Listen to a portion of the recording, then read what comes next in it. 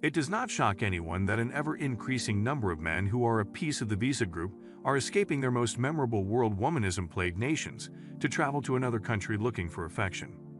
I mean, you fault these men when their own ladies detest and loathe them, and continually gripe about how useless these men are.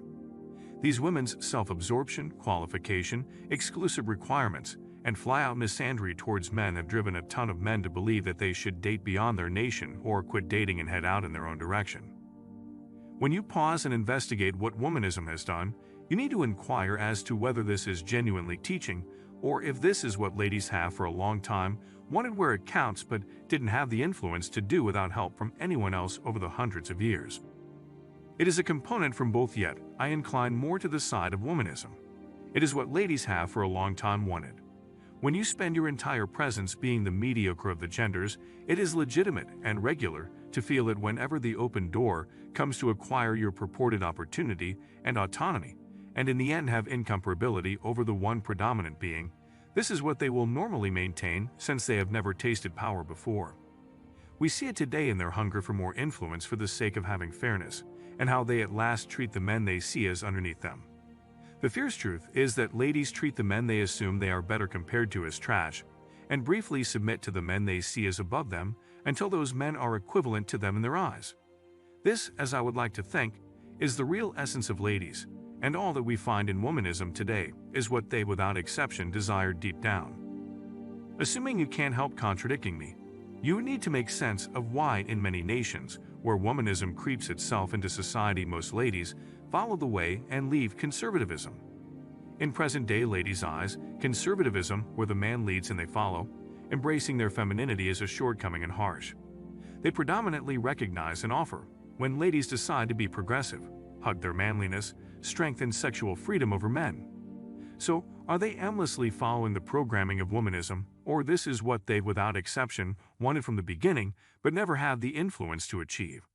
I pass on you to think of your own thinking behind this question, but because of what I've seen, womanism is what ladies wanted deep within them. There is essentially a lot of proof that focuses that way according to my viewpoint, and as such I couldn't care less in the event that they don't get the life they wanted aimlessly following womanism. Let them endure the fallouts of their activities, very much like men have to do in this world. Honestly, womanism philosophy works for ladies all through their late teenagers to late 20s, regarding monetary achievement on the off chance that they are career-driven and have a crazy hardworking attitude which most ladies don't. But they fail to remember that their looks and body will begin to decline while their perspectives remain stink. Eventually men won't want them when they are pondering marriage and having children. If these ladies aren't wanting to have children or get hitched, then womanism is phenomenal for them. They need to pursue their professions, ride the keeps unreservedly, have their autonomy and cash and kick the bucket alone toward the finish of their lives. But if they need a man and family, the womanism philosophy works against them and to this end. They are vexed when they can't get all that they need because the men who these ladies need won't provide them with the lacking part of the situation for womanism to be a triumph for ladies that need a family. I think I stalled down straightforward enough for you all to comprehend the reason why womanism doesn't work for ladies, because most ladies can't see themselves residing all through their advanced stage alone and weak. That is the reason they attempt to persuade somebody to be their retirement plan and conceivable buddy, so they don't wind up lonely in a nursery home or more awful in the city. And you realize what is ironic. Most ladies who buy into womanism swear that they don't need a man, but they spend their whole lives relying upon men to assist them with fixing their direction through life.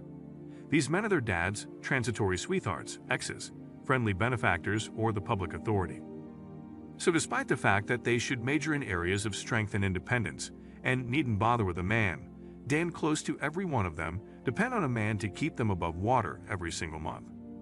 That is the truth, gentlemen, in view of my perceptions of the modern ladies buying into womanism.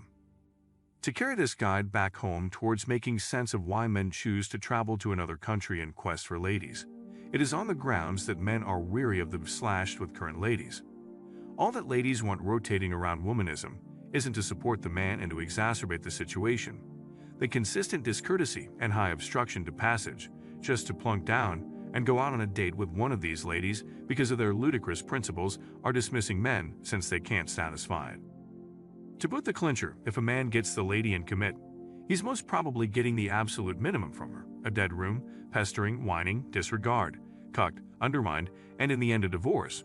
So a man needs to go through / just to get a divorce, and has his own children stripped away from him toward the finish of it as his prize. Isn't that a decent arrangement? Who wouldn't line up to take that bargain? To this end, despite the fact that I don't completely concur with men traveling to another country to find love, I comprehend the reason why they would need to go that course.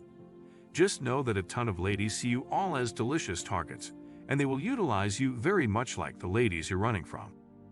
I know this since I have female relatives who attempt to secure and control men to get their green cards or assist with raising their ways of life. A considerable lot of these ladies had boyfriends who made them go out and have relationships and bedroom fun with men from first world nations and carry back the cash to help their families. Gentlemen, it's a chilly world we live in, so I wince when trust tacticians that have never seen this side of ladies let me know in the remark area that I don't have a clue of what I talk about. No, you're the one that doesn't have a clue since you don't reside in an underdeveloped nation, but I do. Allow me to put you folks on some game. I had a colleague I used to work with, and I'd always pondered where she got the means to have taxes out and a honeybees ranch business. So I wanted to ask because I was battling in my little compensation to get by while she could reside off the passive revenue from her taxi business alone. This is what she told me, and it will open some of you trust planners' eyes.